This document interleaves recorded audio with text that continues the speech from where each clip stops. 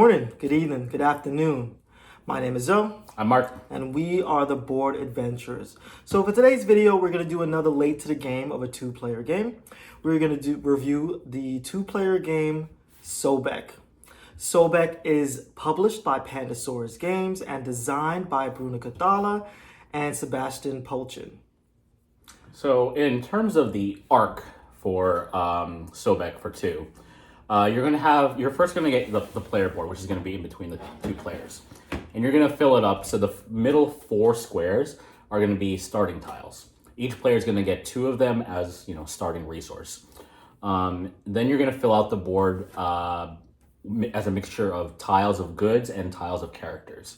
And the backs of those tiles are they're either going to be black or they're going to be orange, and they'll signify either a good or a character tile. On your turn, you're going to do one of three different actions. So the first action is this Ankh piece. Whoever takes it is going to place it somewhere on one of the four starting tiles in the center of the board. When they place a tile, whatever piece of that tile those brown borders are, that's how they're going to face the Ankh. So the Ankh is going to face that direction, and the person that's going next is going to take anything from that line if they decide to take a tile from that market as their action. They'll keep doing that until they can possibly not take any tile there, whereas the board will then reset. A second action you can do is you can sell any set of goods. So in order to do that, you need to have at least three of the same type of good. If you're selling your first set, you need to have at least one of that good. You can't have a mixture of these Sobek tokens. So Sobeks are wild. They count as any good. You can't technically have a combination of Sobeks and characters as your first set. You need to have at least one certain good as a combination, just to say that's part of the set. In the future, you can sell a set of three of Sobek and character as a combination. The last thing you could do as your third action is you can play a character tile. So each of the character tiles, the ones that have that orange back, have a certain ability. And you can reference the player board in terms of what you do for this. You're going to keep playing until the board will likely reset. So at some point, the Ankh is going to be facing a line where there are no tiles. That Ankh tile will get removed, and then all the remaining tiles will get shifted onto the board. You might have some left over, so you might be able to reset it a second time. When that happens, you'll place this somewhere in the center, and you'll play another round where you'll keep drawing tiles, selling goods, playing character tiles, until you're going to keep playing until these four conditions are met. So when the Ankh isn't facing any valid tile, meaning that anything in that line, you can't draw from anything in that line. You can't play any more sets, and you can't play a character tile. When all those are there, the game will end, and you're going to score based on the amount of sets that you sold. So some of these tiles come with beetles. So if I sell a set of three fish, let's say for this example, you'll see that there's two beetles at the very bottom. So I'm gonna take the number of beetles, which is 2, multiply it by the number of tiles that I have of that certain type of good, which in this case is 3. I would score 6 points off of that. And then you're going to subtract, you're gonna count for corruption. So at some point, maybe I'm skipping around a little too much here, but when you move your Ankh tile, you don't have to take the first tile that you come across. You can skip tiles. But for each tile that you skip over, those tiles get removed from the board and put into your corruption track. At the end of the game, corruption, you get to draw these Devon tokens, which are victory point tokens. They'll give you, if you have the most corruption, your opponent will draw 1 for having the least, and 1 additional for every 3 corruption more that you have. So it's a pretty big spacing there. At the end of the game, you'll score those, and then any kind of Devons you have. Whenever you finish a set, you'll get one of these pierogi tokens that give you other, either scoring abilities or effects. And that's about the way you play Sobek. What do you think?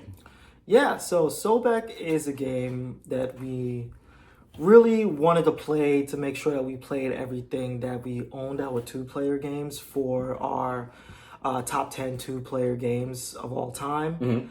Please watch that. I'll put the link down below for that as well. So we wanted to play this game just to see if it would be in our ranking and where it would rank. I don't think any of us really had the highest expectations of what this game would be. So our initial playthrough was pretty, it was pretty exciting in that we found ourselves actually enjoying the game way more than I thought we would, or at least, what we thought we would enjoy. And I really like the choices kind of make you have, Yeah. I've noticed this with a lot of Bruno Cathala games, especially the two-player games. His main focus is making the rule set simple enough, but complexity in terms of the decision making that you can make. Right. And what you can do. And this is a pretty basic set collection two-player game in which you're just picking up tiles, collecting it to your own hand, and then playing those cards from your hand. It's a pretty simple rule set. Right. But it adds the idea of orientation of the Ankh piece mixed in with the playing the character cards or just adding it to your set collection and having those special abilities. And whether you want to focus on the Debin or other things to score the game, it adds like complexity to what you're really doing is just set collected. Right. And I kind of like that. And I like that in a lot of Bruno Cathala games, that sort of design philosophy that he kind of has. It really resonates with me, and I really enjoyed this game based off of that. What do you think? I enjoyed this game. This game was it was a surprise because I did go into it not expecting to like this game. Yeah. And the choices that I guess this is what I've been also finding with Bruno Cathala games too is that he offers you enough choice, but it also is at the there's always a cost to that choice. True. One of the main things we talked about was that this Ankh, you can choose any tile from that line, but however far you want to go, you're going to take whatever the rest of that is as corruption, right? So if you need a certain tile that either finishes a set or gives you some sort of, maybe a character effect, or even and maybe like you could transfer it as a Debin token. Yeah. It lets you kind of play with that idea of like what risks can I take here? Yeah. And that's pretty evident in a lot of Cathala games, which is I think what we enjoy a lot. I think so too. Yeah. I like the character abilities too a lot. It adds a little something. It's very similar to Five Tribes, which is a game he designed as well, in which you could not focus on the characters at all. But if you do, there's specific rules that, not rule sets, but specific things that the character adds to you that you can do. Yeah. That's kind of cool. And there's a lot of characters in this game for a two-player game, so you can really explore what you can and can't do with the game. Right. And I really enjoyed that. Yeah. I think one of the things that I'm maybe curious about is just the novelty of the picking of a line. Sure. At some point, it's just, you're just taking goods, you're getting set collecting, and then maybe the possibility of getting an effect. But you're kind of so sometimes I think a couple of the games that we've played with this, we were kind of held to what was on the board. So sometimes if the tiles don't get set as perfectly as it creates a long game. You might have one of those quick games where you suddenly don't have a space because that first game that we played, we were trapped in the corner for a while. Yeah, for a while. And then when we reset it, we got pushed into the other side. And that's kind of cause and effect too because we're trying to draw it. But I was starting to get a little frustrated with the way these things could get pushed in either way. True. The way this would face. And you kind of solve it because the character you can face in any direction, and you want to face it so that your opponent can't do it. But you kind of have to look further ahead down the line. Okay, if I take this one, then my opponent will take this one. Yeah, it'll face this way, so I'll take that one possibly. Yeah, you do have to think a little bit ahead in terms of where is the orientation of this Ankh piece going to be? Where can I manipulate it to go? Yeah, and it actually has that thing with another Cathala game, Splendor Duel, in which in Splendor Duel you're kind of trying to get your opponent to reset Yeah. the thing. This is a little different to reset. It's actually you're not losing like a turn there, but you're trying to bait your opponent to orient the Ankh in a specific way. Right. And this kind of bypasses that a little bit, in which you can play your pieces and that be your turn, and then you give it back to your opponent. And Yeah, and, same thing. You could also do the same thing. Like you could play a character tile. You could that character tile will automatically be your turn. So now you're trying to force your opponent to get into it. Yeah. But like early on, it's like you're kind of just drawing out from the market and then seeing what you get. Yeah. And then kind of like you're almost slightly fishing too, because when you finish a set, you get to draw these little pierogi tiles. Yeah. And you get to pick one of them, and that becomes your kind of like either effect or point system. Yeah. And if you can get to it first, like, you know, like that definitely gives you more of an advantage because you know exactly what you want to do. Yeah. So I will say one con I do have with the game is its corruption system. The main reason why is like the main reason way you get corruption in this game is if you skip tiles in a line to get a specific thing that you want. That our playthroughs, that very rarely happens. And it only happens if we kind of go like, all right, let's see what happens when I get these corruptions. See what happens in the long run. Yeah, I think the corruption is there so that they can create almost like a majority type of thing. You know, like at the end of the game, there's like some sort of catch-up mechanism possibly for someone that's behind. Yeah, but there's not much incentive to put yourself in a position to get corruption. Yeah, no, that's fair. If there was another incentive, maybe on top of the skipping a tile and adding the skip tile to your corruption, maybe another way to get corruption through natural gameplay, like a choice, that'd be more interesting. Because, you know, corruption doesn't really end in your yeah, because any tiles you still have in your hand at the end of the game that you don't have a full set of, those go into your corruption anyway. Yeah, but at that point, then it's just kind of like, why not just have a thing where it's like whatever tiles in your hand just counts against you instead of the corruption system. Yeah, that's fair. I think it would just be like a very small number then at that point. Yeah, doesn't really happen so often, but I get why it's there. So it's giving you the choice that you're not locked into just two options and you can like choose something else. But you can adjust after that. It's not necessary to skip, and it just doesn't happen that often in our playthroughs. Yeah. But it's a minor con. But it's something I did like note while playing the game.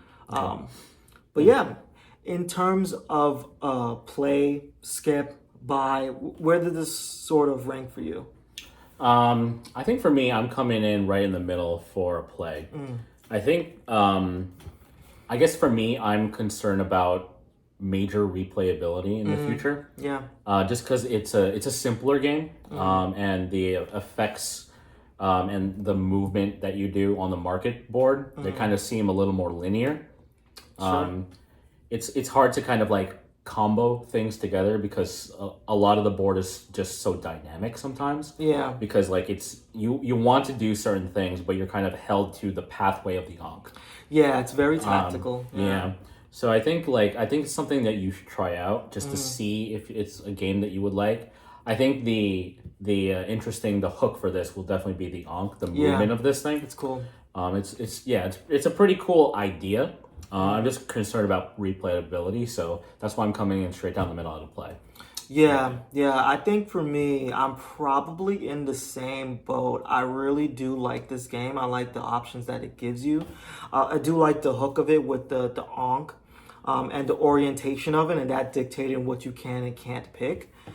I do have the same concerns with just the replayability of it. This can get old. It probably is going to get old really, really fast. With a couple playthroughs, if you do decide to pick this up. One other con I do have is, like I mentioned before, is the corruption system and the lack of like a player aid. There's an aid in this and that comes with this game, but it's only really one. Yeah, I kind of wish there was like, you know, maybe at least a second one, like one with that gives you the character and maybe the pierogi tokens on one, you know, on the other side. Yeah, it's a small thing. Like it wasn't a big deal, like, you know, sharing it, but sometimes like if I wanted to check an effect, I'd have to wait for you to get, you know, finish looking at it. Yeah, and then I would take a look at it. And one thing that bogs down the playthrough, and this is super, super, super minor, but I found the same thing in Five Tribes, which is another game he designed, is that there are so many character abilities, pierogi abilities, that you find yourself dropping the game and kind of going, well, what did this card do that I can do? Mm-hmm. The next turn, I'm gonna do, what did this card do that I can do? There's a lot of pausing to figure out what you can and can't do with specific characters and pieces, because there's so many of them for a 2-player game that you find yourself just kind of consulting what they do. Yeah. Now, obviously, that gets solved with the more times you played the game. You'll just know what specific characters do and don't do. But by that time, the game will get old, and there's not much total replayability in terms of uniqueness. Yeah. So it kind of defeats itself a little bit. Right. But I'm the same. It's a straight down the middle play for me. Yeah. But I do enjoy the game. Yeah. Yeah. All right. Cool. That is our review of the 2-player game Sobek for 2. We are the Board Adventurers. I'm Mark. I'm Zoe. We'll see you on the next adventure.